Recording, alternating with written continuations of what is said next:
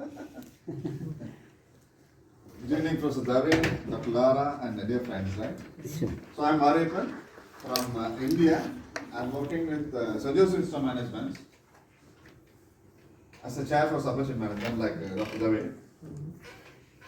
Okay, the new concept here is data envelopment analysis. We call that as a DEA, right? Data envelopment analysis. And in statistics that we have multivariate analysis. It is the exchange of or the alternate case of multivariate analysis here. We call that as a DEA, data envelopment analysis. And this introduced in the year 1957. Okay, we can say Farrell being the father of this particular model building, right? And enhanced by Cooper and Rhodes in 1978. Okay, so this particular analysis is being helpful. We can study the performance analysis of individual sectors.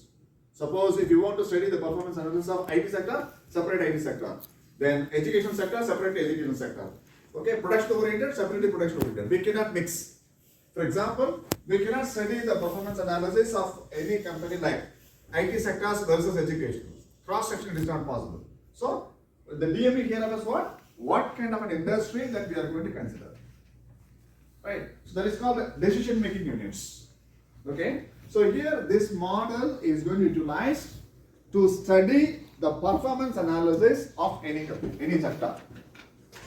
The reason behind the screen is, suppose we want to go in for invest anything, suppose in a particular sector, we can come to know which company is doing better.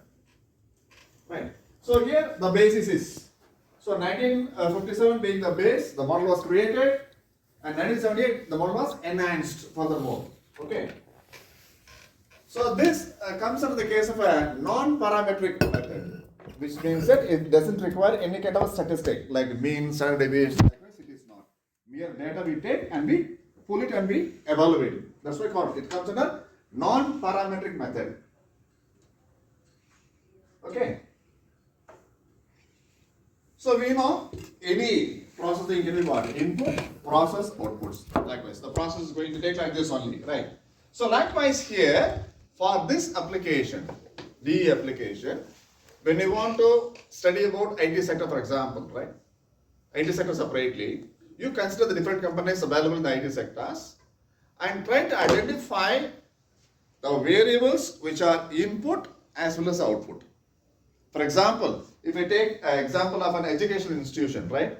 What I can visualize as the input, a number of students coming in, infrastructure available in the college, right? Number of students passed, likewise, right? The output is what? Number of students passed out as well as the number of students getting rank, number of students placed, likewise. So we can visualize what? Input as well as the output variable.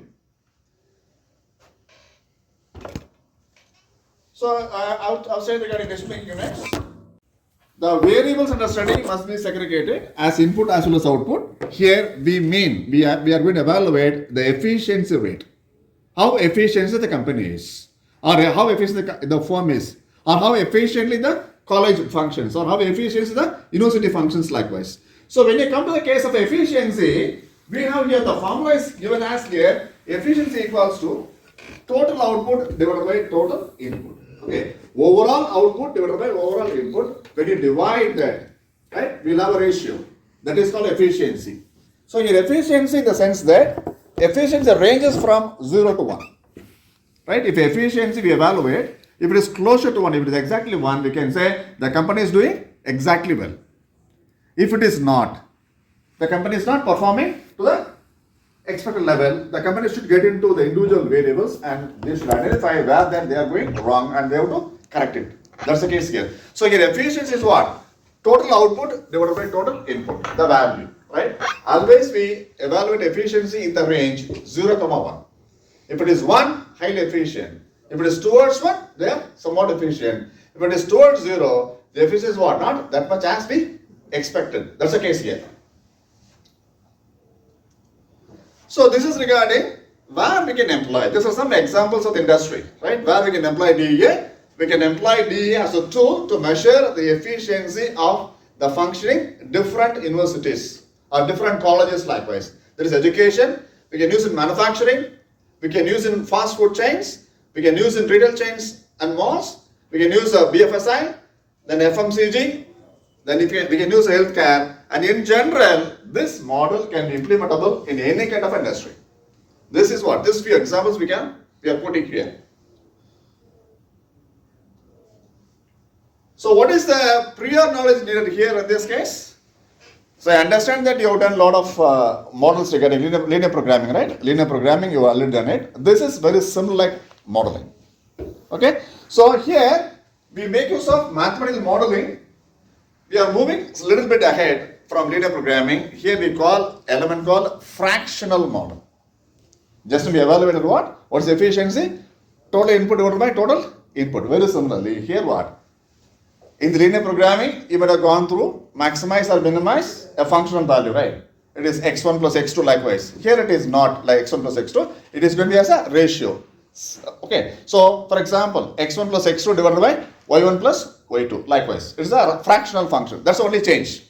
Okay. It's linear programming modeling. What? We have a fractional model. It is similar like linear programming. That's it. So, next we are going to look into the actual model. This is the linear programming structure for you that you have, right? General model. And this what we can use for solvation. I can make use of a package called Torah, right? Tool for operations research algorithm. Tool is available. We can solve it using this. Okay, this is what I have stated. So maximize z equals to a function f of x divided by g of x. So if you remove this, what we call a usual linear programming model. What you already done it, right? So where we have here, we have f of x divided by g of x. Because this is fraction, we call this model as a fractional model. Okay, example case what? Fractional programming problem, right? So it is possible for us to construct, right? Every company efficiency as it is formed. This is called efficiency rate.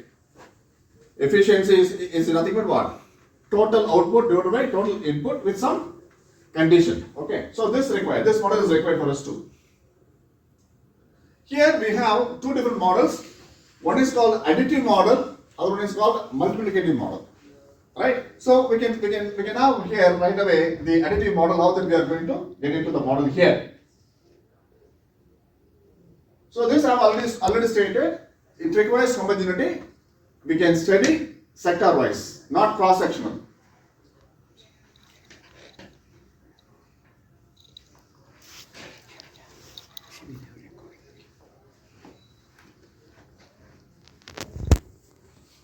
So we can get into the structural model here.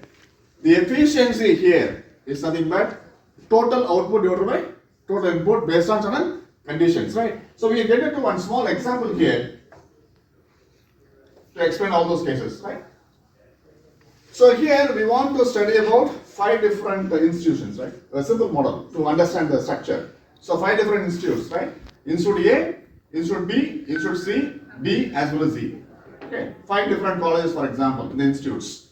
So here output I mean number of students passed. Then input I mean number of students admitted. Then number of faculty recruited. Okay, time being I am considering what? Only 3 variables. One is output, other 2 are inputs. How we can make a model here? Okay, so here we evaluate this output, input 1, input 2 as some value. We attach weight to that. Okay, so we can call that as a x1, x2, x3, the weight attached. Now we can evaluate the efficiency of the institute A is nothing but 1163 into weight x1, okay, divided by 4434 into weight x2 plus 344 into x3 being the case. So likewise what? So this is weight is going to be x1, weight is going to be x2, weight is going to be x3, multiply and add it. So efficiency here for this case is going to be 1163 x1 divided by 4434 x2 plus 344 x3 being the efficiency. Likewise I can do for all the cases. So this is the model. So efficiency for the institute A is nothing but total output divided by total input. Okay. So again I'm showing the table here to have a case. So 1163 times x1 divided by 4434 times x2 plus 344 times x3. Add these two. Okay. So total output divided by total inputs. Likewise, we have the models. So this is efficiency of the first institute. Similarly, second. Similarly, third. Similarly, fourth. Similarly, fifth.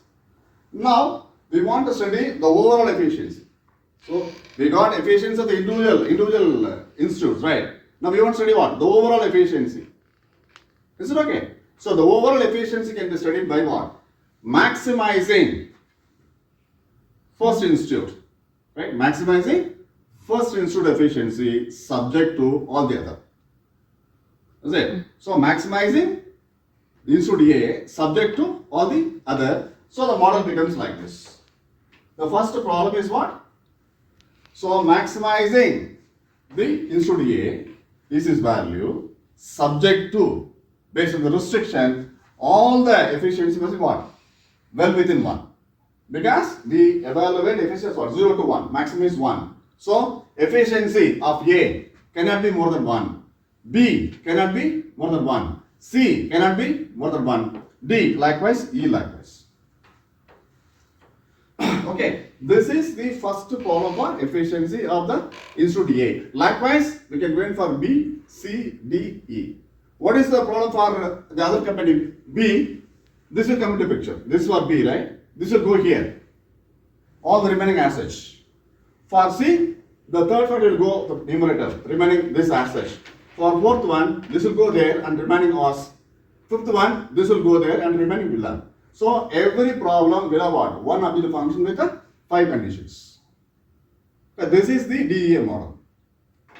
Okay, so by looking into the model, it looks like a fractional values, right? Right? The fractional model can be re-modified into linear programming with a simple condition. Right?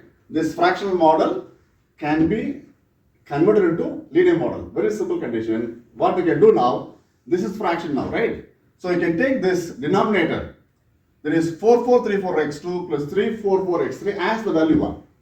We assume that the denominator is what? It is exactly 1. In that case, what will happen here?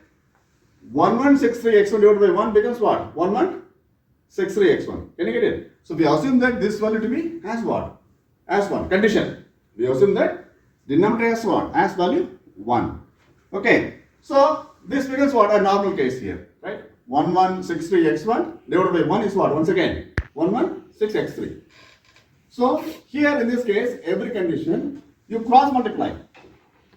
This value is you can cross multiply and take everything to the left hand side. For example, this case 1163x1, when you cross multiply, less than or equal to 4434x2 plus 344x3. In the case, what it becomes a normal functions, right? Likewise, we can do for all the cases. So because of this condition I stated, denominator is 1, this model becomes what? A linear model. Can you get it? So this is a fraction. This is a fractional model, right? We take this value, denominator as value 1, and you cross multiply and simplify. This reduces to linear model.